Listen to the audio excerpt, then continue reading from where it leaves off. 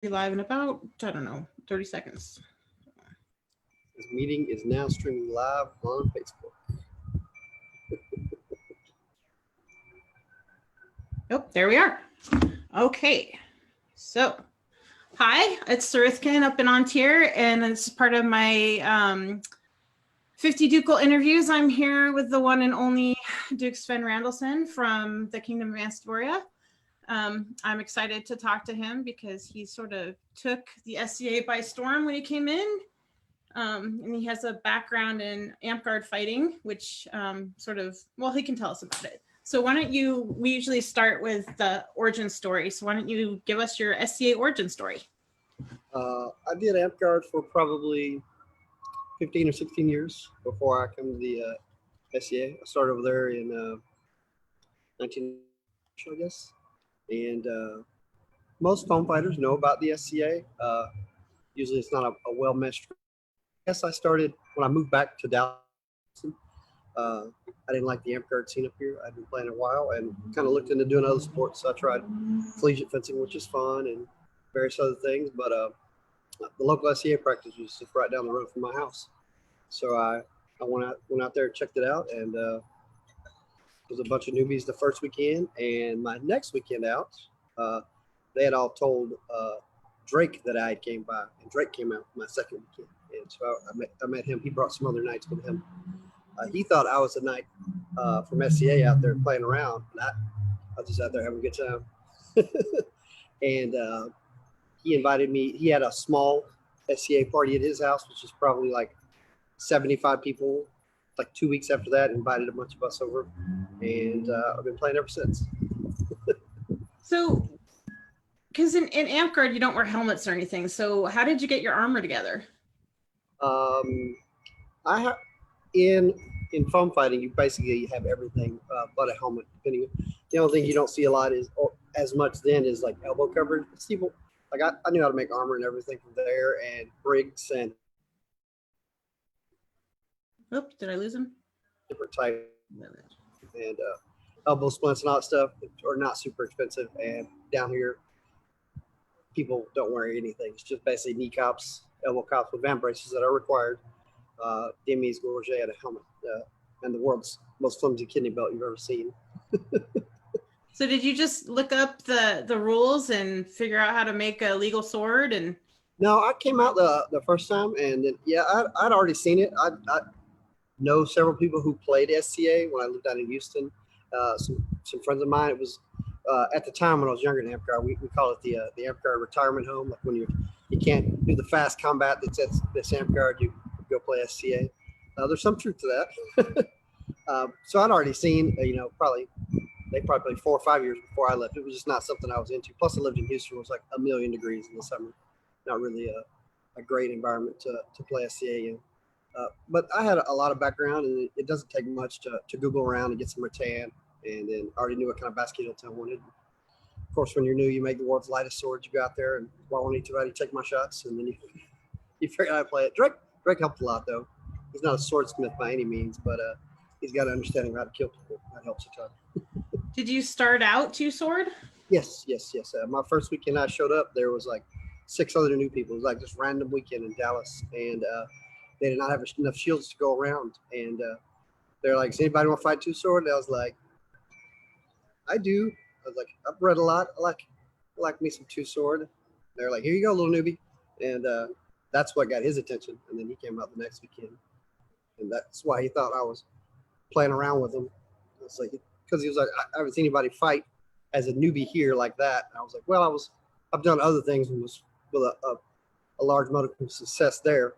I just never tried the SCA. So after you met Drake, how long did it take for you guys to establish a formal relationship?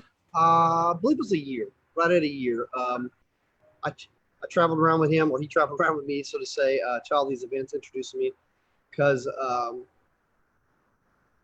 prowess-wise, I was really good, and so he was basically like my junior PR squad. He would go around with me and introduce me to people, because I don't do well talking to people I don't know. Like people I meet through fighting, I do well with, but I was still super shy. I sometimes still am about talking to people, and so he helped me introduce people and get me out there and hanging out. And I was a knight in a couple other games, and I was like, I don't need to be a squire. And he's like, no, you definitely need a squire. You you got to understand the SCA and everything. And I was against it at first, but it come to make sense later on. And he makes all his squires ask him.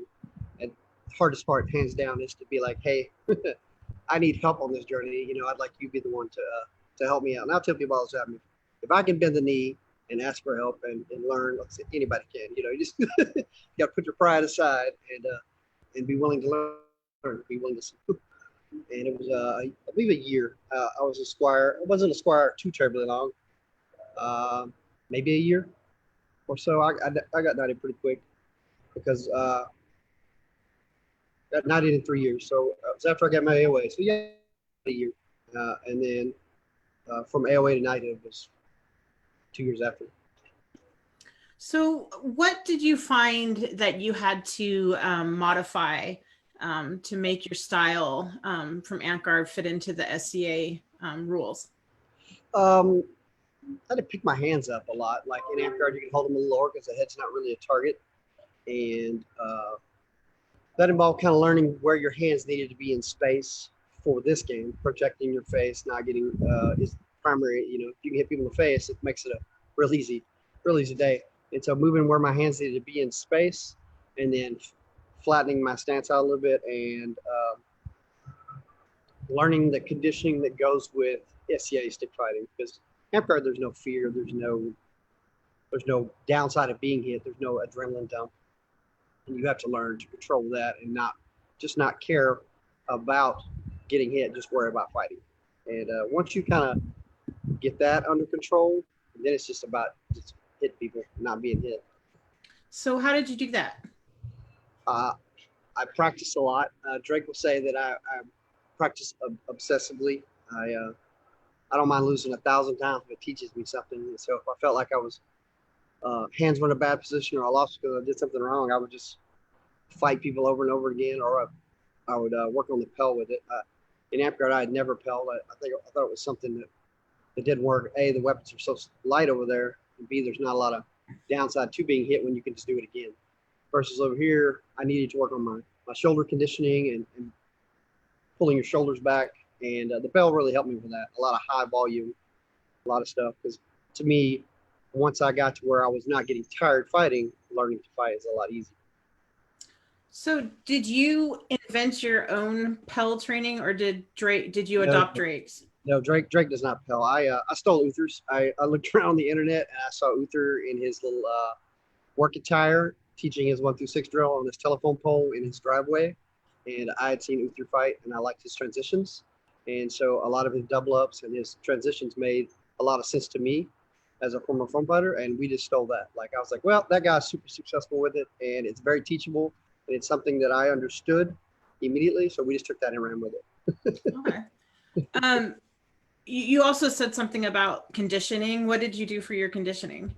The rowing machine is the best thing ever. I'm probably like 210 on most when I'm fighting most of the time. Pretty good shape, pretty good sized guy.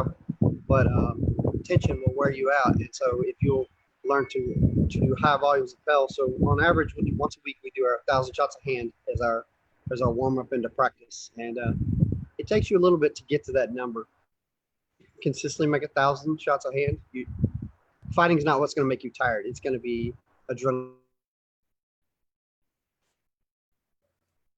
dumping. It's going to be other things not associated with hitting people. It's not you physically, right? It could be something you're mentally doing wrong, or maybe you worked or something. And once you can, a little bit of rowing, a lot of pelling, and then just basic, either body weights or I'm a huge fan of front squats because it makes you roll your shoulders back. To have a good front squat, you need to have a very square frame, and we teach a real shoulder back square framing approach. And so, but just 3 or 4 basic body exercises, you should be able to fight a lot longer than you do. Most people have too much tension, they hold their breath too much, or they only fight. That's their only training. Like, of course, you're going to get tired. The best, all you do is that short cycle. If you practice hard, fighting is the easiest thing you'll do. So how do you practice relaxing in your fight? I stand in front of people. Like, you just can't be terrified of being hit. I was not so much worried about being hit because of my upbringing. I was more used to getting hit than other people. So to me, that pain is not, um, it's not a detriment. It's not something I'm gonna be like, ah, it's just how I was brought up in the middle of nowhere. But to teach that to people, you have to get rid of the fear of it, you know. And it's just you're going to stand and you're going to fight, you know. And once you get, it's a terrible process. But once you get confident in hitting the bag and your stamina and everything up, then it's just repetition and the willingness to do it over and over and over again. So you watched Uther, but you have this whole like methodology where you do your 1,000 shots before practice to warm up. How did you come up with that? Like, what made that the magic number?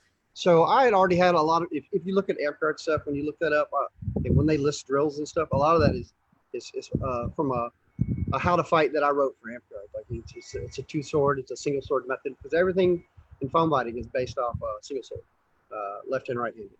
And when I was younger, I tore all the tendons in this thumb, and it's been 20 something years. It still won't lay flat like the other hand will. And so I was left handed for a little over a year. I had this hand operated on. I couldn't do that. And in that process, I learned to fight with my non-dominant hand over there. And when I came back, I found that if a person was right-handed, I would rather fight them left-handed. In a hand match scenario, if they're left-handed, I would fight them right-handed. It was easier than crossing your center line a lot right on right. I didn't like that approach anymore. And so that's how I taught, is in a hand match single sword approach. And then being good at two sword is just being good at single sword with two hands. You know, like you're not fighting it as a two sword style. You need to be good with both hands individually before you can put them together style. And so I already had that methodology and the ability to teach hand matching and to work in hand stuff from doing foam for 15, 16 years and being pretty successful at that. I just needed to apply it over here.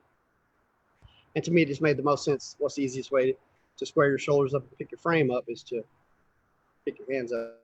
It's just what I found worked for me. And once I got it to work for me, I taught it to all my guys. You see all my guys running around, my friends who come over. To the amp artists who were successful at what we already did, it was just something that worked, that we picked up well, and it worked well. I don't know. It just worked out. I liked what Uther was doing, and it was something that was teachable, that made sense in my head, and we ran with it. Cool. Well, I'll go back to that. But so the first time, before I ever met you, I think I watched a video of you maybe winning your first crown. And the thing that really struck me was that, Anstioria in the SCA is known for these enormous shields, right? Because it's so flaming hot down there that, nobody wants to wear a lot of armor, right? Yes. So how did you deal with the door in front of you when you're fighting two stick? So the door leads itself to its own fighting style, right? Like as you fight people who fight predominantly high style on scoring, closed off shield, they only have a couple really good moves. It's the slot shot to set up for the offside. Occasionally they'll throw like a leg wrap, but they're not going to throw anything down and over, and they're not going to really reach because the shield covers that plane, right? And so when you're in bad positions, you can either rotate and sink under the sword hand, or you can rotate and sink under the shield, and the objective then becomes to make them overcorrect one direction or the other, right? And most people here don't fight me on a regular basis, and they have the way they learn to fight that's been successful for 20 plus years. And so it's taking a lot of them a lot of time to understand where and how to move, and that helps me.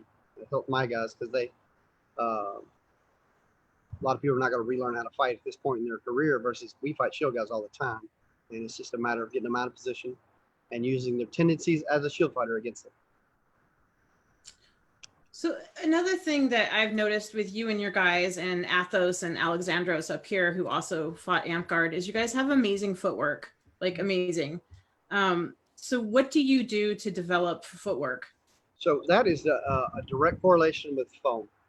For a lot of our speed training and reading and blocking skills, that all comes from foam fighting. Like we still have a ton of foam drills that we do here.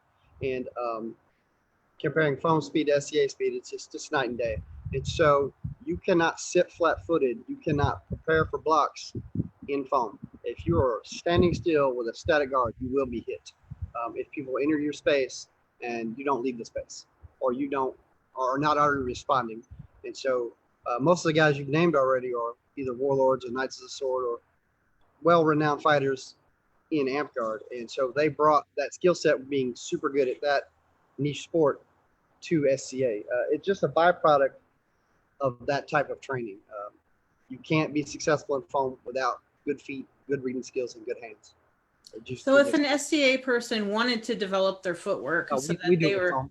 We do it with foam. It's a couple of drills we teach because I find that most SCA people are moving their arms too much. Like hand bounce, we talked about that a little bit last time. Like they're having that up and down before they swing, and they're not really keeping their shoulders and hands tied together. Because if you have a hot side to side or an up to down hand bounce foam hit in the forearm, it's instantaneous. If you're out of position, you're just going to be hit.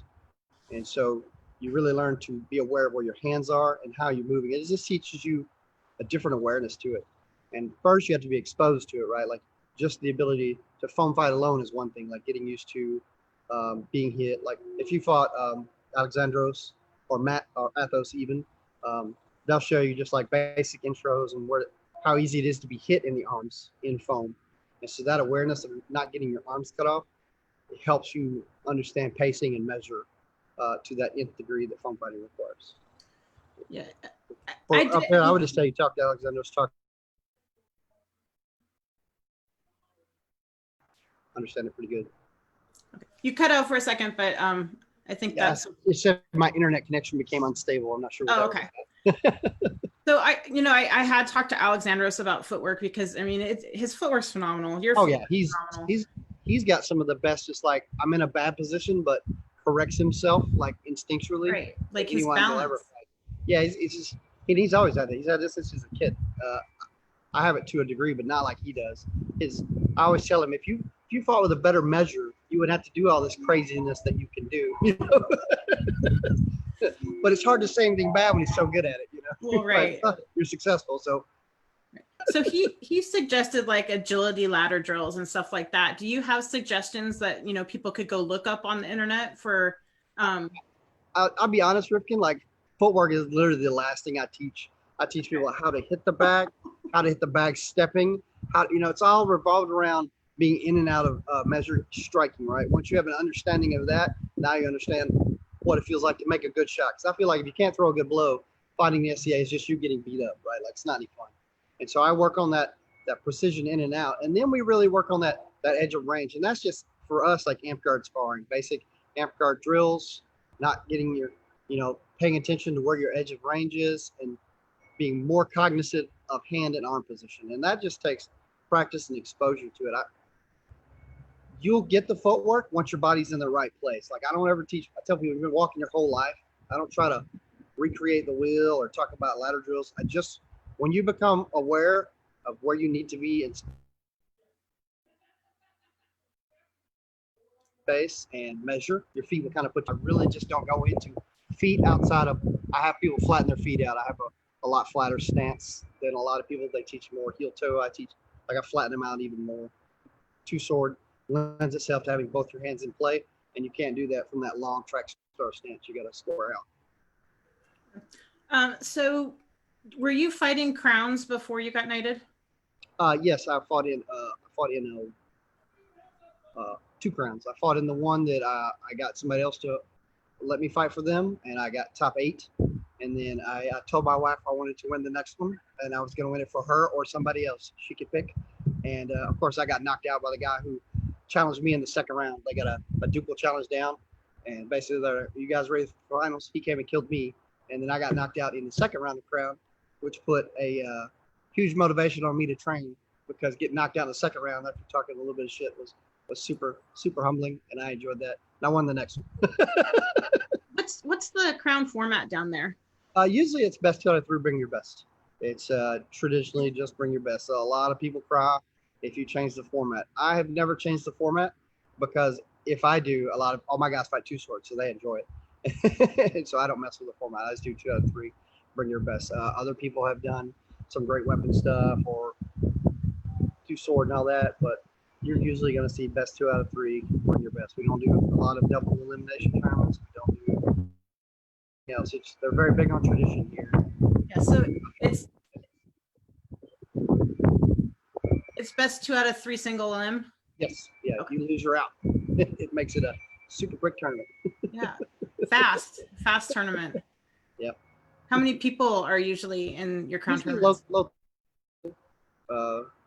Our winter crown, if it's outside, is usually raining. It'll usually have high 20s, and then our summer crowns are in between your 30 to 40 mark, depending on where it's at. Like the 2 winter crowns I won, it was like 32 degrees and raining. So miserable outside. So what did you change when you got knocked out in the second round and you decided that you're going to get serious about the next crown? Well, I thought I was serious, right? And what it was Right. for my wife is it was more time to prep, right? And for me, it was to take it more seriously, to obviously put more into it, because obviously was not serious enough the first time, right? And so it helped me focus more and really win everything over the next 6 months.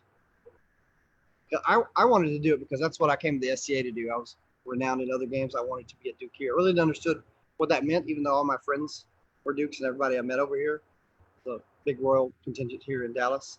But I knew that's what I wanted to do. And then that's what I went for. And then I was dumb enough to do it a third time. When did you start traveling out of your kingdom? Almost immediately, because of Athos and all them. I always try to go see other tournaments. I believe that inter-kingdom anthropology is one of the biggest things you can see. AMCAR was very much the same until I don't know, probably 2010 or so.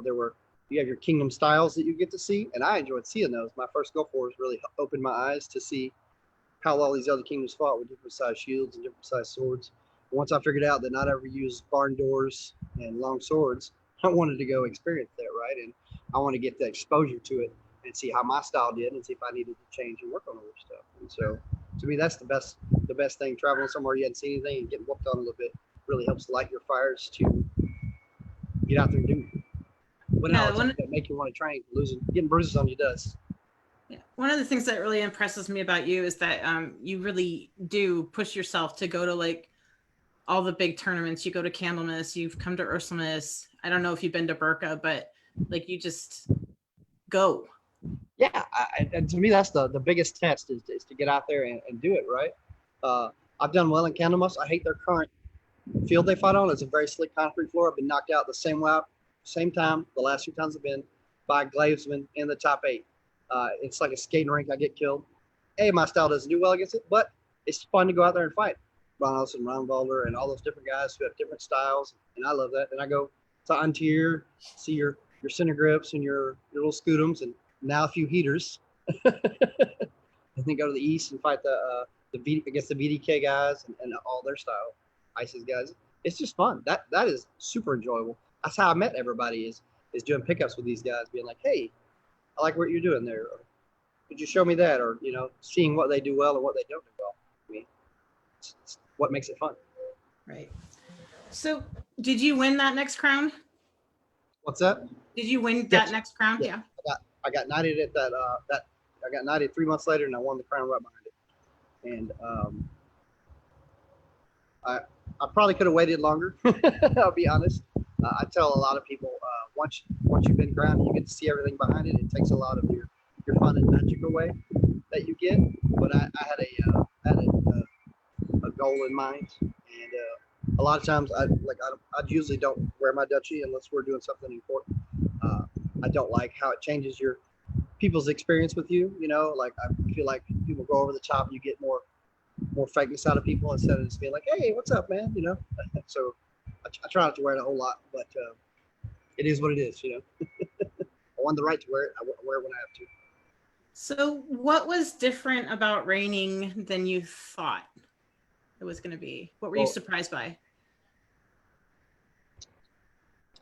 I'll be honest. It's how much people care, like their amount of what people put into the game. Like at the time, when I was a new knight, and I put a lot of time in everything, but like you really don't understand the scope and breadth that people put into it behind the scenes and in front of the scenes. Like you don't get to see all that, and until you do, right? And I had helped a ton.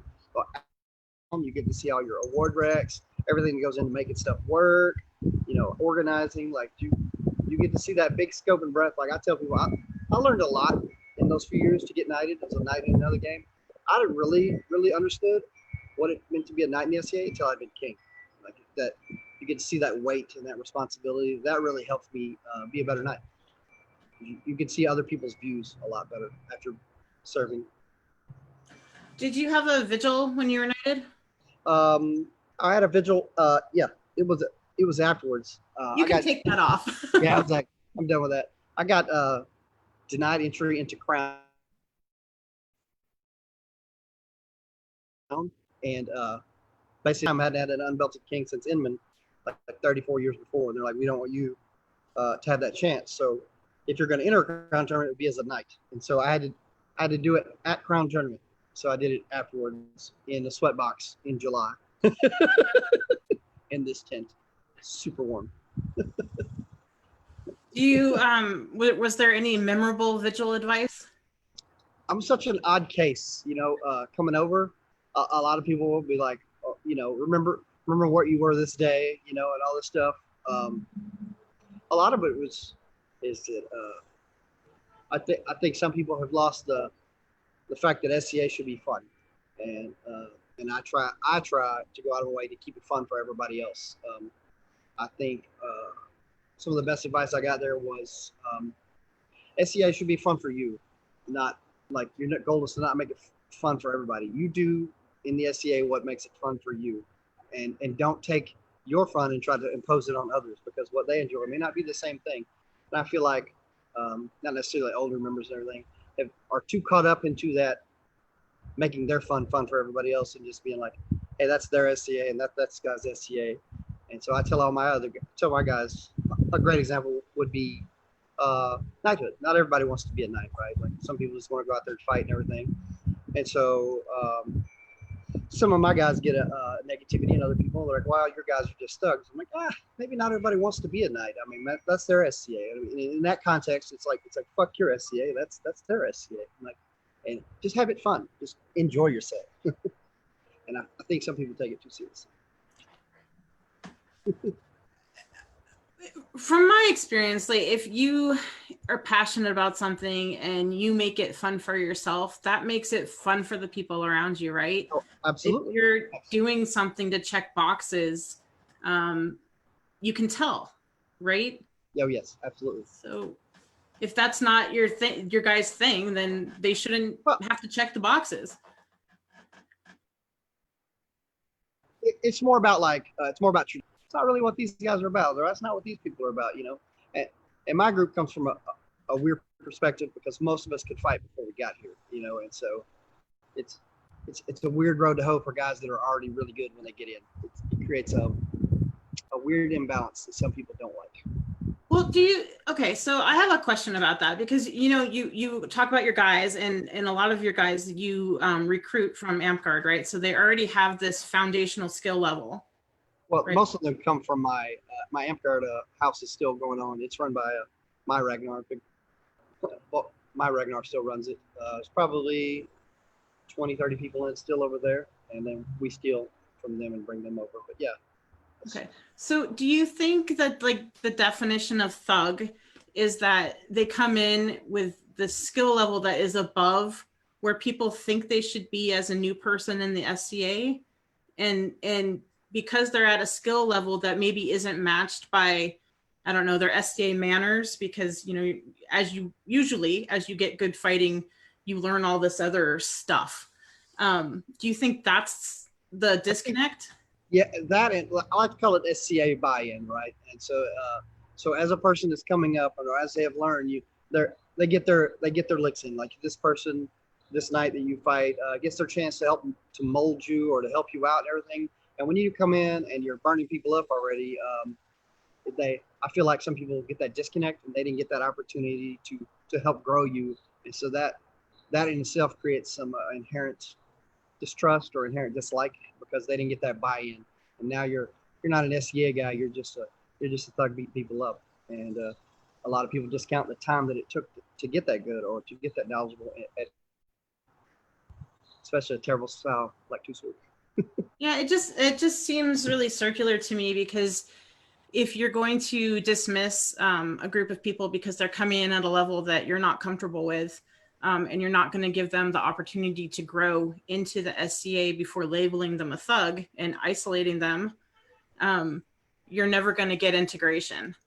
Oh, it's Right. absolutely true. It's absolutely true. So I don't know how to deal with that, but I've met your guys and they're all super nice guys. It's not like they're a bunch of assholes, right? So, No, they just enjoy fighting and wearing garb and hanging out. Like I mean, a couple of them are knights already. A couple of them will probably never get knighted. A couple of those guys can win crown whenever they wanted to, but the SEA is different to them. They're over here to fight and have a good time and hang out. And we definitely had some bumps in the road and disconnects when I was newer, from our SEA here. And it's part of the reason we enjoy traveling so much. Don't get that blowback everywhere else like we do here. Like the Outlands is super fun to travel to. Those guys know how to party, and everybody there has a good time. They got a lot of young knights, a lot of female knights. Like there's just a totally different SCA culture than what here in the Texas, Oklahoma area. so Drake says I need to talk to you about suddenness during fighting. And that is really comes down to how you hold your hands, and the ability to go forward or backwards without having a big tail. And Drake was good at that. He's got his hand in his throwing position and his shield up. He doesn't do all this big anything. He just waits and then you just go. And a lot of that comes with that onshore and high style. Your hand is already up in front of you. You don't have it back or over. You're not hanging. You're already in a throwing position with both hands. And so you don't have to move anything. You can just throw from there. And it's not your arm throwing, it's you moving your body weight forward in space, and you're using that frame weight transfer to add power to your shots. And so that suddenness going forward, a lot of people are not used to because they were taught either a closed style or an old castle guard. They're used to having these big motions, and some people are just not used to that no tail, no just be. And you just don't know about it until you're exposed to it. And some of that comes through the Kingston Anthropologies. Unless you see it, you just don't. It's not something you're used to. It's not something you'll expect. So that's sort of like a deceptive way to facilitate speed, right? Like, Well, yeah, it's not necessarily being fast. It's the appearance of being fast because you didn't have to do anything to throw. You don't have to turn. You don't have to do anything big. I'm not doing a jump block to wrap, or I'm not having to big hand movements. When I'm in position with my left hand turned out and my right hand here, the stab with my left hand, my palm is already facing my opponent. It's very easy just to do a palm over stab or a back blade to back blade shot, or from there, just that quick wrap. There's no, you're going side to side and you go forward from a still hand position. So by proxy, I'm not giving you anything to see here. It's just frame to go. And so you just hide it better to have your hands in the right position. Our big thing about that is when you're fighting two sword, moving your hands down and not your frame gets you killed, right? So if I have to reach for shots that are low or out, that you have to open your shape, your 90-degree shape has to open or something, now you can't throw back. You're having to recover and then throw. But if you're already in good positions and your hands in the right space, you just got to turn a little bit, dip, move your frame, that your hands are in throwing positions. You can throw from there. And so that helps you immediately go back. There's no big movement. You don't have to chase stuff down. You just block and go. That's why we focus so much on denying the center to make people throw around, because we're in a throwing position from an outside shot. and you have to have loose hands for that, right? Yeah, I use triggers. I use a 3-finger trigger like a champ. If I didn't, I think I'd throw my swords across the field. So what's your favorite tradition in your kingdom? Favorite tradition?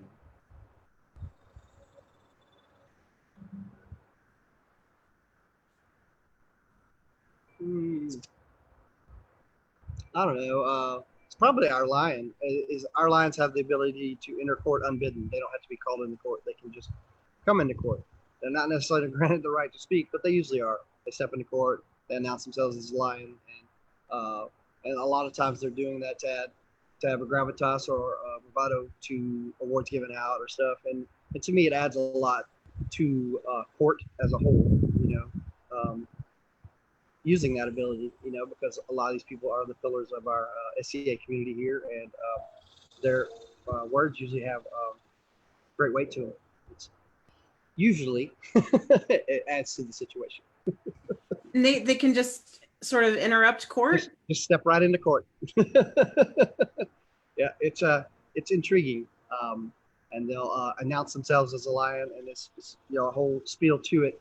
It took a little bit to get used to, but as I've been doing Crown a few times, you learn to enjoy it, because they're not being called in, they're not being summoned in. They step in, they do their spiel, and then they talk. It really helps brings everybody into this. It really helps focus and showcase what important, whether you're giving out awards or whatever. It just really brings that up for everybody. I like it a lot. I made Drake a lion in our second reign. You're what? I made the Crown can give out one, Okay. so I made Drake our lion in our second reign. That's cool. I really enjoyed talking to Drake. He was a good guy. We tricked him. We called him into court, and we gave him a mug, and we asked him to look at the mug, and when you look at it, you're not sure what it says, and when you flip it over, it's got in runes lines of lion von Stiora. He can't read runes. And then on the other side, it had the lion in it. It took him a little bit as he started reading it. We call the lions in the court and announce it. He was crying like a little baby. But it's one of my most fond memories is recognizing him as a lion. And I know it. The award itself means a ton to our kingdom, and it's just different. I mean, you guys have something very similar. I was started by, what's the Duke's name up there? I talked to him at Sport of Kings. We actually talked about this while I was up there. He said that he'd come down here for an event. He said he liked it a lot. I can't remember his name. But anyway, it means very similar, and it's to me it's something. It's an award the SCA should certainly have. Is it like up here where it's once a reign? Yes. Yeah, it's just we're called lions too, so it's the same thing. And it's a really special thing. All right, well, we were talking about, okay. What role does your consort play on tourney day? She keeps my head frame. I usually fight for Antigone until recently. A couple of my squires have been fighting for her. She asked me to fight for Christiana when we won, because Christiana done a lot for our king. For me, the consort is the one who helps you keep centered. And then, as I learned in my first reign, the queens do a lot of your paperwork and a lot of behind the scenes. You don't see a lot of that, and they're fighting. Like you understand that depending on what it is, they're going to do a lot of the work for you. And on tourney day, she helps keep me in the right mind. Like the year I went out for Ursamas, the year I won Ursamas, I went out there. I got sick on the airplane going from Dallas to Seattle. It's really bad turbulence, and since I've had surgery on my face a couple times, I get motion sick real easy. And so I got super motion sick. I didn't even want to fight the next day. I was so sick because I didn't eat the night before and everything. And she gave me a very inspirational speech and told me what she thought about me being a little bitch. Going all the way up to Seattle and not fighting. Yeah, and basically not fighting, and brought me back to it, and convinced me to get out there and whip some ass. She'll tell you her words of inspiration are just sometimes what you need to hear. When you felt self-defeated or you're not feeling it that day, or like you're like, that'd be okay if that guy won. Like, no, that's not what we're here for. For me. Do you have go ahead. For me, that's just, and as a fighter, that's what I need, and she does a great job of providing that for me. Do you have a tourney day routine, like to get yourself in the right headspace and stay in the right headspace? Like the week before, I check all my armor. Like the weekend before, pull my helmet out. I check all my padding. I make all my swords 7 days out. I make all brand new equipment. I mess with them on the bag all throughout the next week to see which ones I like. So I always take brand new swords in there. And then the day of, we'll go down the night before and get a hotel. Like I don't usually drive in the morning. And then I'm not a person who does warm-ups. I don't like warm-ups. I fight cold. I tell people I only brought a certain amount of gas in the tank. I want to use every piece of it actually killing people. Like I'm not worried about getting warmed up. When it comes time to kill people, I'll be ready. And I think that's funny because I don't think I've ever seen you run out of gas. no, Ever. I try not to. Like I try to train like it's terrible, but it's just part of it. Like I just don't like giving up any of that energy. I'm okay. I'll stretch a little bit, to make sure I'm still limber, but I don't warm up.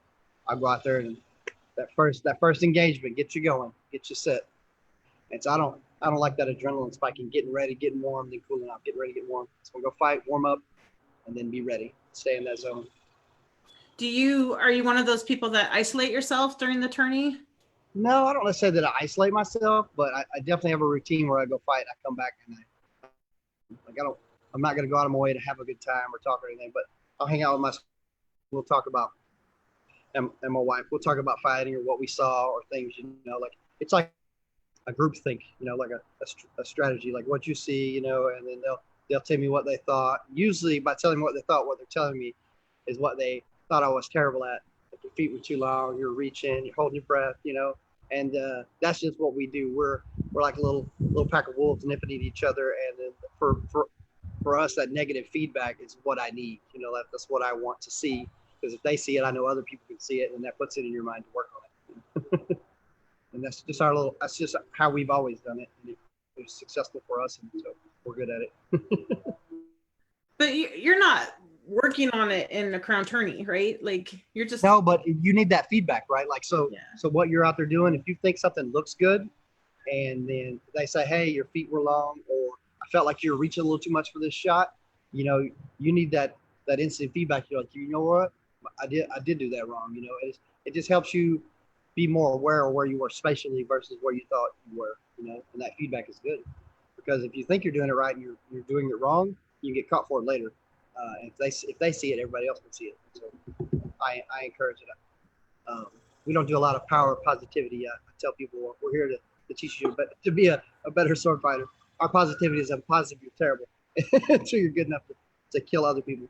But that's just what we do. It's that constant feedback of what you need to work on, or what they saw, or what I see on them, and it just helps you keep yourself mentally prepared, mentally sharp. Okay. Do you do anything when you get on the field to click into the zone, or like some people use their salute? For me, like as I go out there, we usually salute. I usually salute right-handed to everybody, and as I'm going out there and taking it, usually gives me her pep talk, which is not safe for for consumption to the masses, but it's to help you get you in your mindset that you're the baddest person walking. Go out there and do what you do, which is my motto. It's the Latin motto, Agi Quo de Aegis, which is do what you do. Do what you train to do. Get out there and put people on hold. That's your motto? Mm-hmm. Okay. Agi Quo de Aegis. Do Not what you like do. suck less, whatever. No, suck less, one more. That's the unofficial one, and that came about because people are always they want to get better. They're always looking for these things, and that's not something you find this magic thing. Like if your feet got, there are certainly larger steps than others that you could take, but usually it's more like polishing a rock. You're going to find the thing that you're worst at, and we're going to focus on that until it doesn't suck as bad as everything else, and we're going to find the next thing, and we're going to work on that until it doesn't suck, and we just keep working on the areas that suck the worst until you suck less than you did before. The goal, getting good, is suck less. So, you train a lot of people. How much of what your goals are in the SCA now about your students? Realistically, I probably won't ever fight in Crown Tournament again. If I do, it definitely won't be there to win. It'll be here we can vote. I just want my guys to do well. And when I left Amphiguard, I made sure there was a bunch of guys there who all could teach the system, who are successful and good at teaching there. And I have several guys here who are good at it. And basically, as I get older and as I have different things and different deals, I just don't have that burn to fight as much as I used to.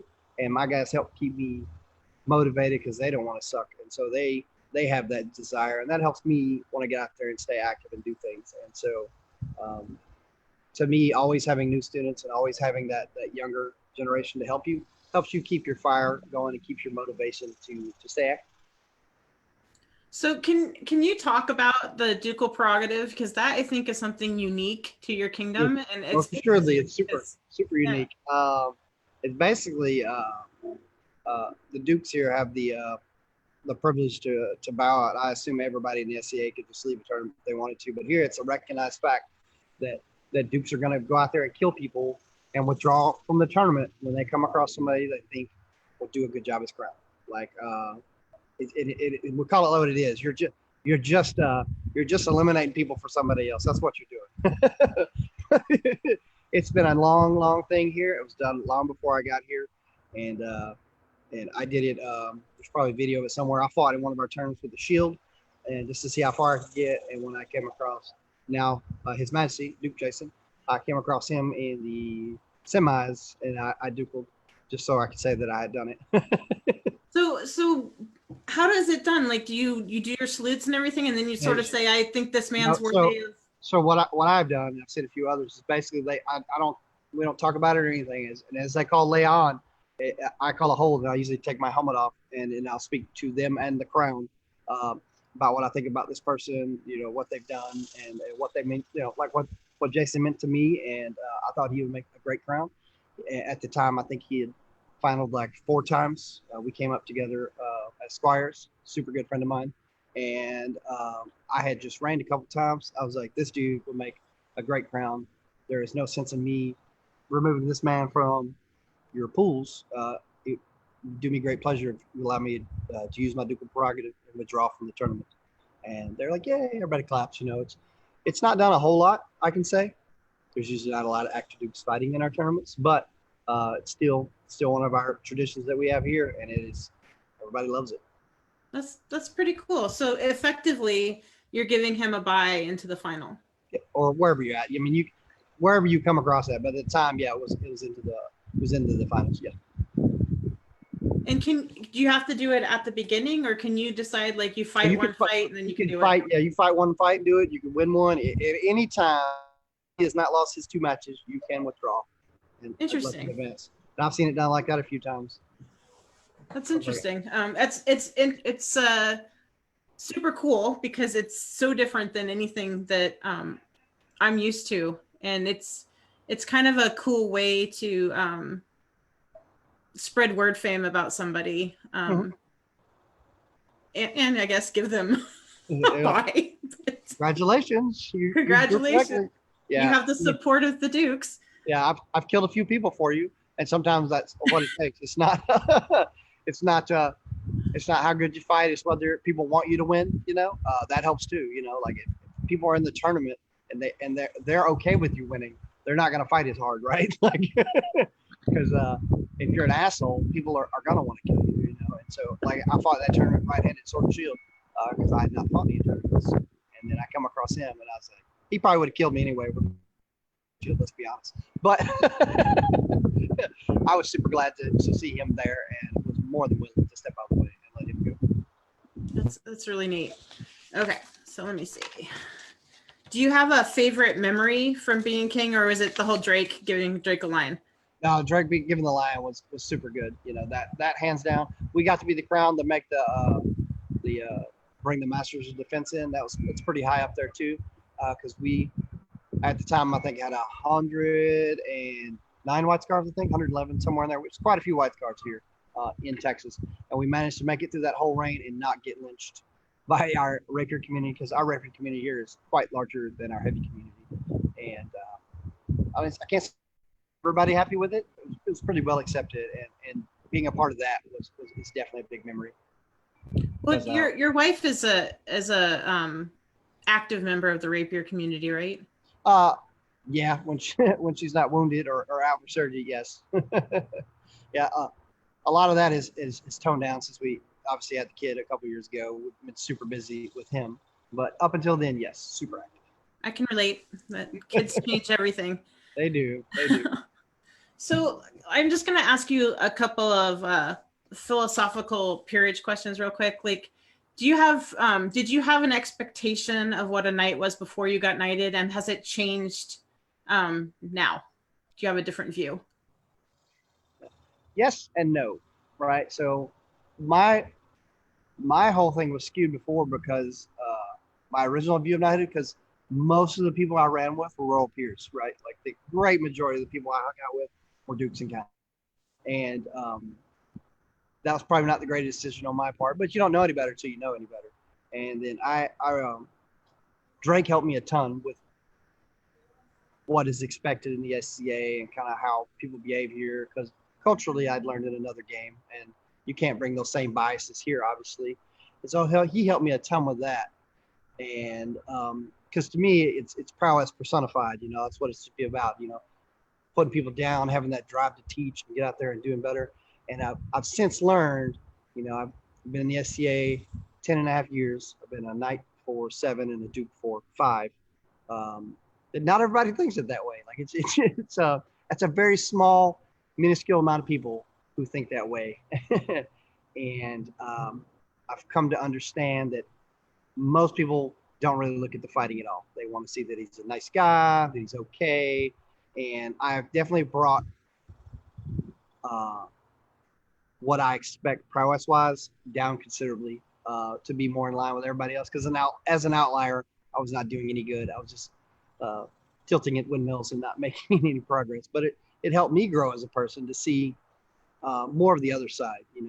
I was more of the lines, if you're good enough at fighting and you can kind of do these things, that's good. That's not really, especially what our kingdom sees. And so I've kind of backed off that a little bit, and I'm less prowess driven. For good or for bad, I've definitely stopped towing that line as much. So I always see it sort of like knighthood, like prowess is sort of what you have to have to be considered to get through the door, to make it in. Yeah, I thought that so at first, but come to find out, not so much. Or maybe your standard was too high. Oh, for sure, for sure. And so I started. For the longest time, I wanted people to beat me right-handed sword and shield, which is my worst style. Like I wanted them to consistently be able to beat me right-handed sword and shield. I have since went away from that. I'm just like, yeah, he beats most people. Like that's fine. Because knights don't like when you call it out. Like I think that guy's our average knight. Be able to beat that guy and be a general all-around guy, I think you're great. Because the problem is all the people I'm comparing to are all good at multiple styles and everything. So I'm just like, who do I think is a pretty average knight? And I'll go with that guy, and that's who we'll use, for prowess. And everything else you can judge. But I definitely struggled with the prowess bar for the longest time, where I thought it should be. Yeah. And what is expected in the SCA. Well, I think after you get knighted, you realize very quickly that there isn't really a bar. It's more like scales, like weights and measures. Nah, you call it like it is. It's a good old boy girl club, like it's what flavor of the month do we like? What's this guy? Has he been seneschal lately? Does he do some service? Yeah, I have a lot of negative. And maybe it's not a bad thing, like. No, it's not, and there's got to be ebbs and flows in there. We've definitely flowed out of the prowess portion of it. So, what do you think? How do you think your role as a duke is different than your role as a knight? I was always a martial knight. I was always a martial person. I was always a teacher. I was always the guy willing to help people. There's a lot of people out there who say they want to get good at fighting. There's not that many people who actually want to get good at fighting, and for the longest time as a knight, I was already teaching and leading a household. And over here, I just make sure to go out of my way to introduce myself to new people, to make sure, like, to help them find what they're interested in. Like, hey, my knight Drake is super nice. That guy will talk to anybody about anything. And so I always go out of my way to talk to people when you see them, when people come out, get their contact info, because SCA is notorious about not going and interfacing with people. So I always try to interface and talk, and then help them, direct them to the right person, and then let them know that if they want to learn, I will teach them. You don't have to be in my household. I have a practice that I do once a week. You just got to show up, and you got to want to learn. You'll find out whether you want to learn or not real quick. Yeah, it's people want to be good, but they don't always want to put in the work necessary to get there. it's a ton of effort, and I think a lot of people discount that against the fighting community. It's like, well, you guys just fight. I'm like, fighting's just what you see. I don't think you see all the hours this person has put in, like getting the kit like they like it, spending the time practicing this one move, or dying over and over. Like there is hours upon hours upon hours put into that, and I think a lot of people discount that or hold that against people. Like, he's just a fighter. I'm like, I'm super good with that. He's spending some hours working on that, and there's definitely a lot of people don't respect it as much as they should. Yeah, it's sort of like the iceberg analogy, right? Like you just see the tip, but you don't see all the stuff. And I mean, it's the same thing for art, right? Like people are like, oh, they're just talented, and it's like, well, no. well, anything yes. at the end, anything like talent once you've practiced it a couple 10,000 times, I'm like, oh, of course you're talented. You just practice it a bunch, and that's what our whole methodology in fighting game is about. Is that if you'll give me the time, I'll get you there. The system works, but it's going to take a lot of repetition and a lot of effort, and they don't see success and they drag up. I'm like, you got to suffer through it. Well, right, and there's a lot of sacrifice. You have to in decide. Free time, you could be out doing something. You could be making something else. You could be spending time with your buddies. There's tons of things you could do that aren't actively working on yourself, working on your kit, or training. And those eat up time. They're all time wasters, right? It's just like you could go game for an hour, or you could go row for a little bit, and then you could go work on this. Where do you draw the line at? And a lot of people are like, I don't have time for it. I'm like, well, I got bad news for you. You have to make time for it. Time's not suddenly going to appear because you want something. How much do you want it? Because if you don't have enough time as an excuse, you either need to get up a little earlier, or you need to stay up a little later, or you need to take stuff out of your schedule. Like, what is more valuable to you? If it's not valuable to you, don't do it. But don't complain about not doing it if you won't make time for it. I always dread small talk at work because my life is so full of work and mom and trying to be a better fighter that I don't really have much else. So just always like, yeah. At work, anyway. I just tell people what to do. I'm like, I need this and this done by today, and let's go. All right, so let's look at your sword. Okay, let me see. I got to turn my phone on, get some lights here.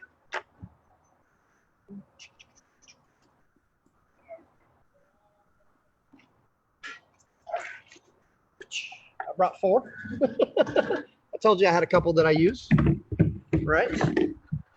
Yes. All right, so a traditional sword that you'll see is round. I usually use these at practice. This one has no basket hilt on it.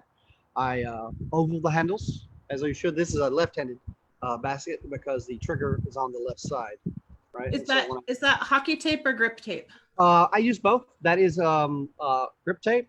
This one, all the rest of them have tennis wrap on them. I do both, depending on when the sword was made or what it was made for. But this is a hose clamp holding on the straps. I turn them the direction that the handle goes, and then the basket hilt will slide up to this, and then I'll just take the basket hilt on. But when you fight, I use a 3-finger trigger, so it's down on the back of my hand, and then that way when you're fighting, you don't have to really hold on to the sword. It stays in itself, so that way when you're ready to throw, you don't have to worry about grip.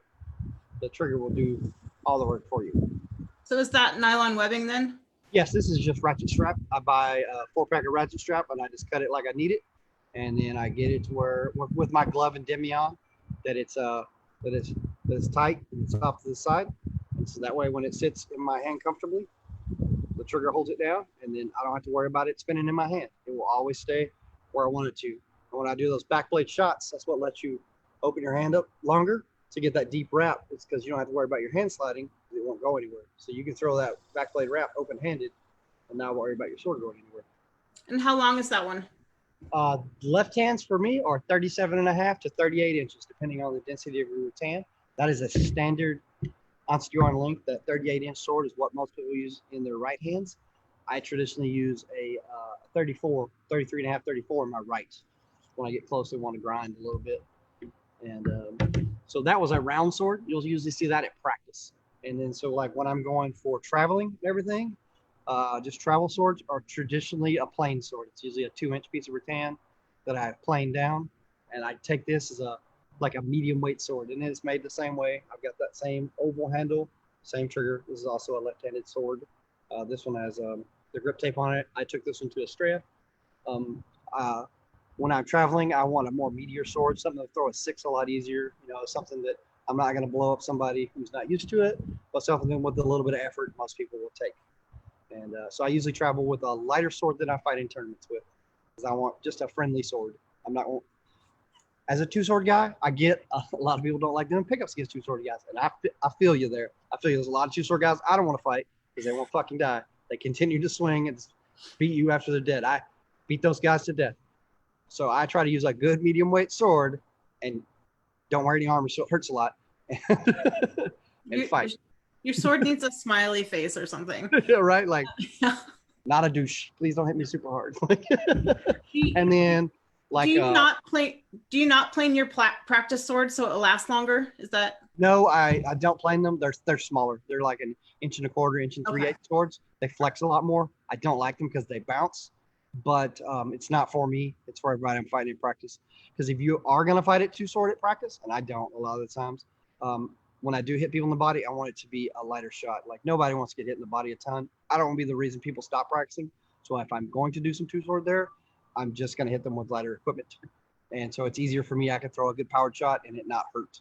Right. And so, and I usually I'll fight in the middle of practice with 2-sword. I'll usually warm up right-handed 2-sword and go to left-handed at the end of the practice. Sword and shield. And then for tournaments, I use rawhide wrap. You're super familiar with these. Stitches on the outside. This is actually one of Crepin's swords. He's got a little more oval than I like, but they are still ovaled and planed.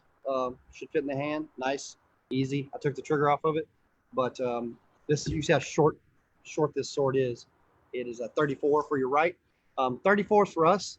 That right-handed sword is usually like 2 1/4 inch rattan. I want it heavier with more mass. So that's what you're hitting people in the helmet with. And when you rawhide wrap it, I want that. If I hit you in the head, I want that instant calibration. So that sword will be considerably heavier than my left-handed sword because it's a helmet hitter. So when you're hitting people in the helmets, that's your dome sword. It's got to have some weight to it, and it's usually rawhide wrapped. I didn't bring any of the lefty rawhide wrap swords in, but essentially it's that plain sword you saw with the last 15 inches, 18 inches wrapped in rawhide to really pull the weight out on the end.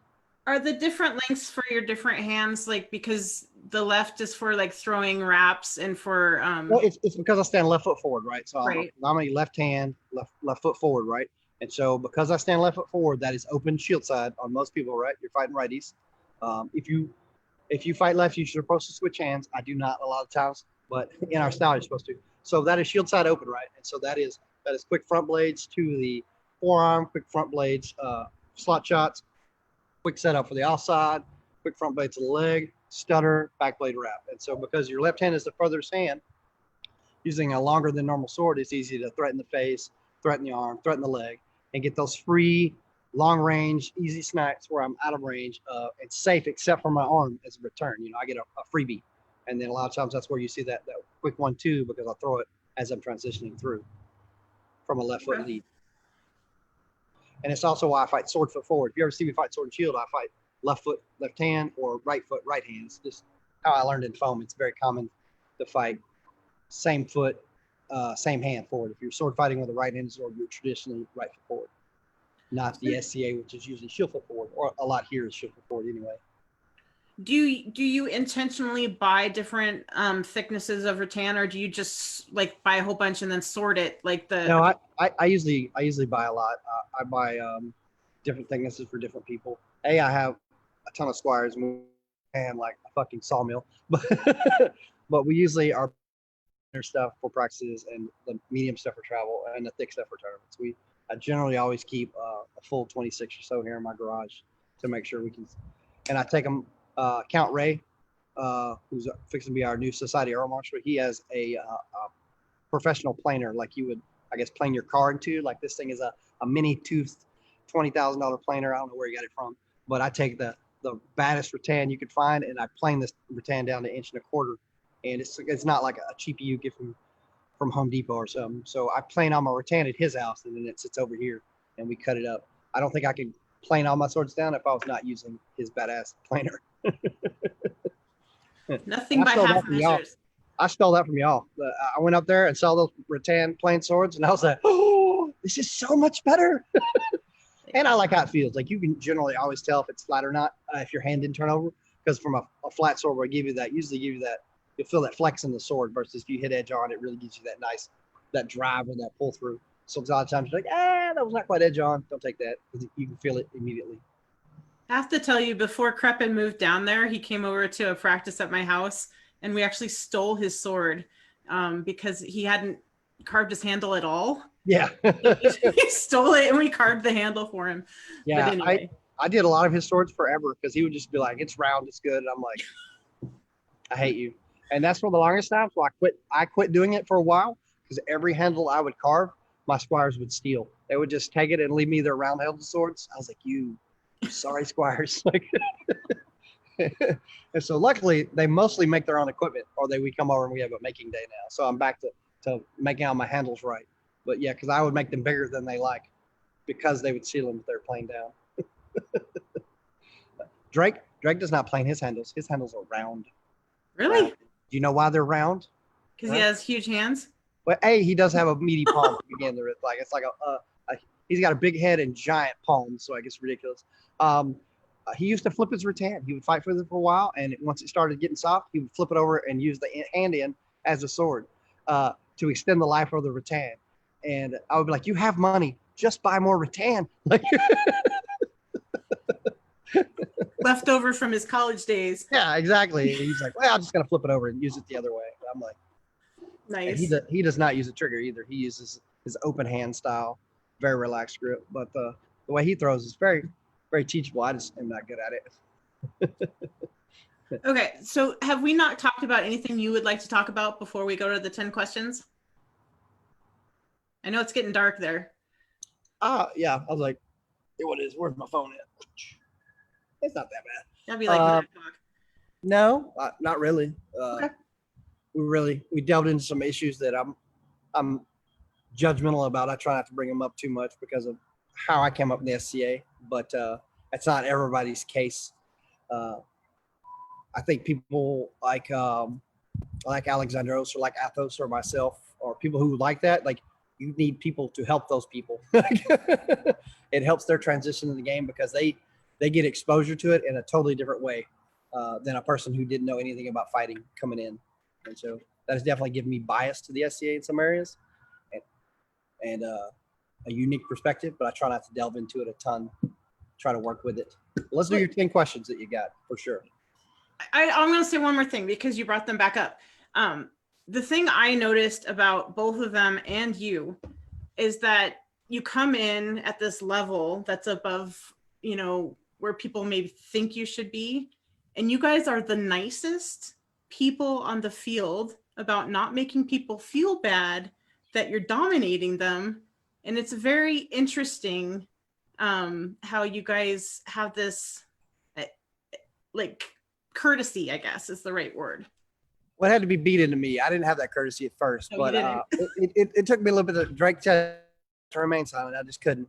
But a lot of that was just I didn't know the SCA culture and then how like you talk about other people and part of it. But once I learned that, like I'm just here to fight. Like I want to learn to be better at it. Whether it's because you're whooping on me, it's because you got something to teach me or whatever. Like I tell people, I was like, I'm a huge nerd. I like to read. I like to play games. I like to fight. It was like, and most people I've met in the SCA do all the same things. Right. So Okay. Let's do the final 10. If you could fight anyone in the world, who would it be? probably Uther. We didn't get but 3 passes against each other, and we've missed each other. That's the first time we had fought at Estrella, and I did not get enough exposure to him while I was tired from getting back from Adult Swim, because we left Adult Swim on like Monday, flew out, packed on Tuesday, flew back Wednesday. So I was super tired when I got to fight him. So I want a chance to get my lunch money back. And I've watched him fight, and I had a great chance to watch him at Estrella a lot. And so I want to just, anytime you're getting beat up, that's a good time to learn. And I feel like he's definitely got some stuff that I can watch and learn from. Cool. Who would you like to see reign in your kingdom?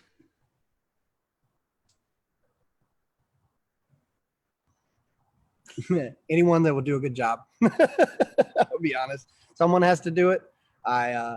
Most of the people that I've wanted to see have reigned by now. Everybody else has got to be somebody that's my squire, and that's self-promoting. Somebody who'll do a good job. And I don't think a lot of people understand what goes into it. I feel like my guys have been especially treated to it because so many of our household have done it recently. You get what you put into it. It can be the worst thing you've ever done. It can be the best thing you've ever done. I just want people to understand the gravitas that comes along with it and do a great job. Put in time. If you could talk fighting with anyone in the world for an hour, who would it be?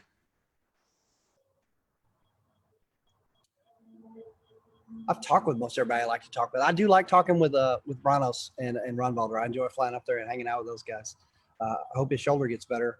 I'm looking forward to we had planned to go up there this summer and fight, but this whole thing has put a damper on that. But no, I love talking shop with Branos. He's fun. Yeah, those two really understand what they're doing. What is your favorite medieval-esque or period movie?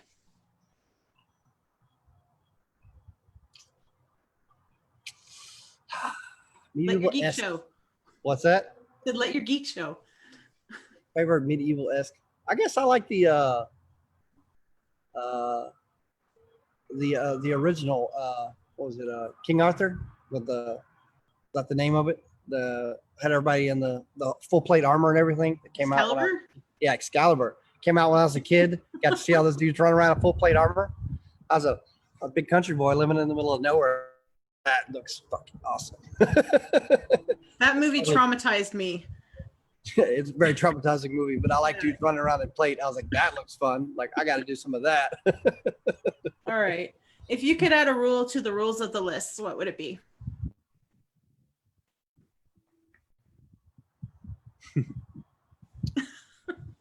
Everybody van braces should be required. They're required in our kingdom. We're required a few others. I think people who don't require them are asking to get their arms broken. I never wear them ever, and I've never had my arm broken ever. We won't talk about it. You fight a bunch of guys who are good two sworders who come from a game that you arm snipe in. Yeah, maybe I would down there. I don't know if you've watched me fight lately. I haven't armed anyone in probably 5 or 6 years, except just like to lightly hit it because of that. All right. What's your favorite tournament format?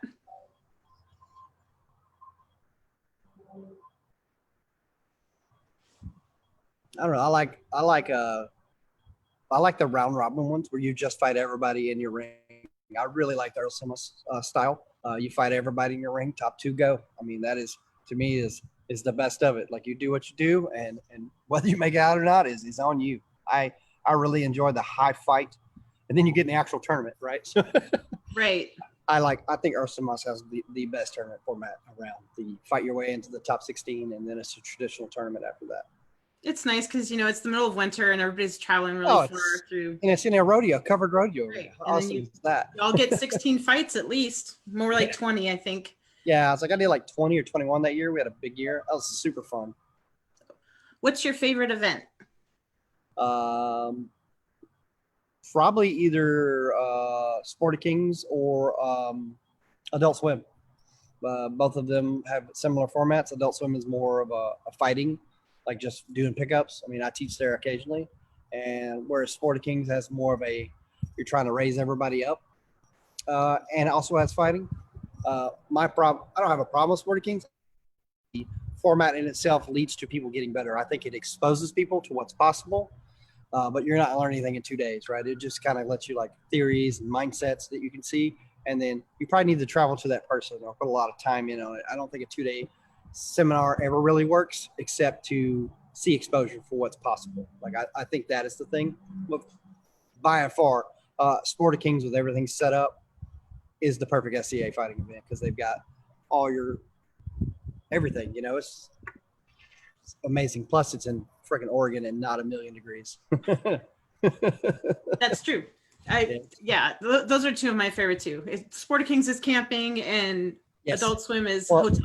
And Sport of Kings is more of the SCA experience, all those period tents everywhere, all Everything's out in the open. Like it's just a very medieval-esque experience revolving around fighting. Whereas Adult Swim is just like a giant practice with 500 people. And some of the best people, like, yeah. If you guys haven't been to those two, you should go. Okay. Absolutely.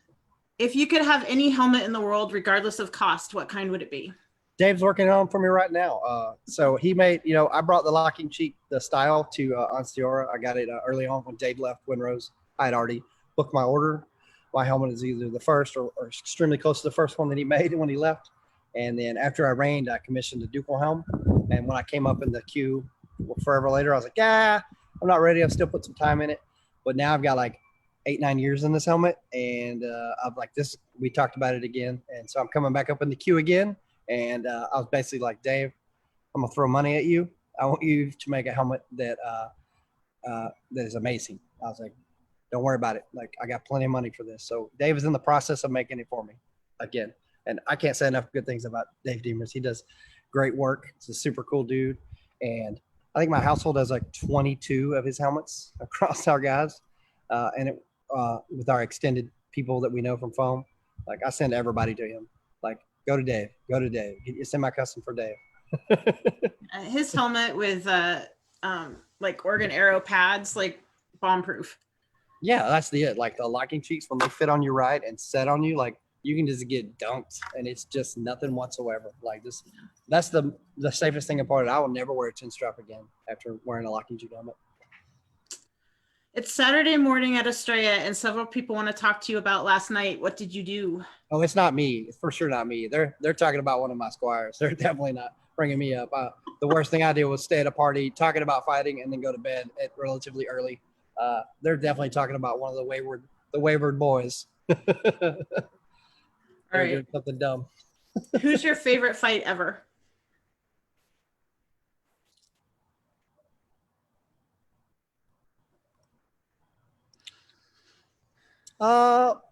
For me, probably Leaf.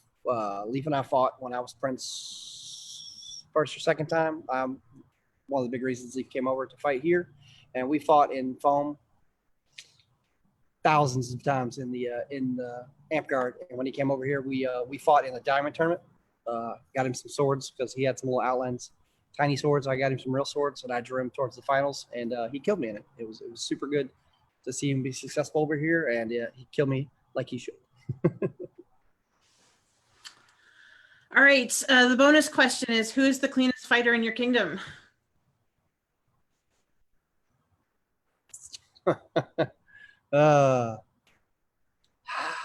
You can pass if you want.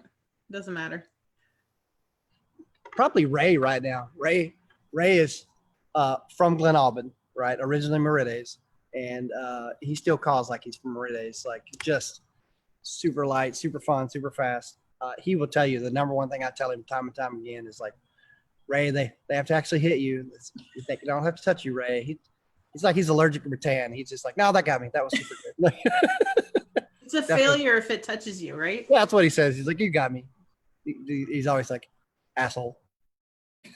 I love Ray, but no, Ray is definitely probably our cleanest fighter in our kingdom right now by far. Cool. All right. Well, thank you for talking to me. I really appreciate it. I've learned a ton, and I just appreciate your time. So thank you. No problem. I appreciate you having me on. I've enjoyed your little interviews. I'm sorry we didn't get to fight this year and it kind of shut down, but we'll definitely see you around once it starts winding up. We had planned to go to war, but we'll definitely do a big event circuit next year. Our vacation to the Cayman Islands basically got canceled, so we got some extra money to go around with. Yeah, I think, we all have a little extra money right now. So Yeah. Thanks everyone for joining us. Tomorrow, Sir Mari is going to guest host with me, and we're going to talk to Beck, Duke Stephen of Buckingham. And I've heard such great things. You can't talk to somebody from the West without them saying that Beck was an influence. So Did you hear my Beck story? No, you want to tell a Beck story? Yes. So okay. I go to Penzic my first time as Roffin's champion when Roffin was king. And I'm out there trying to look for pickups because I've been told about how great the pickups at Penzic were. There's like 4 people on the field. I see 3 knights fighting, and this one guy, super new, but when he got killed, would always be like yes, just super thrilled about getting killed out there. It's super loud. And I go over there, and it's Duke Sean, Duke Timmer, and Duke Stefan Beckingham, all three of them fighting over there. And I was like, hey, just like a clothes thing, is this something I can get in on? And they're like, oh yeah. So I do real well against Timmer and Sean. Timmer can tell you his side of the story. It's quite hilarious. And I do real good against him. But Beck kicks the crap out of me because Beck is very bendy and stabby and just weird. He's hard to put into a style. He changes real well, and he beat me to the ground. And it was a very good experience. But that dude is so humble and is very inviting. Is a great teacher. It's just, I have nothing but good things to say about him. He's a lot of good things about the SCA is him, and great guy, good fighter. Dresses well too, like Yes. immaculate. Yes. I guess he's a Laurel too for his German Yes. clothing. Yeah, so. you see all this little German stuff running around. I was like, man, he did a black on black latch connect. When you get up close, like you could see that it was ducal leaves over the black. Oh, cool. And I was like, you can't even see that till you get right up on it. And he's like, that's the point. Nice. All right. So we have a lot to look forward to tomorrow. So, all right. Thanks, everyone. Thanks, Sven. I appreciate it. Talk to you No later. problem. Sorry. Bye-bye.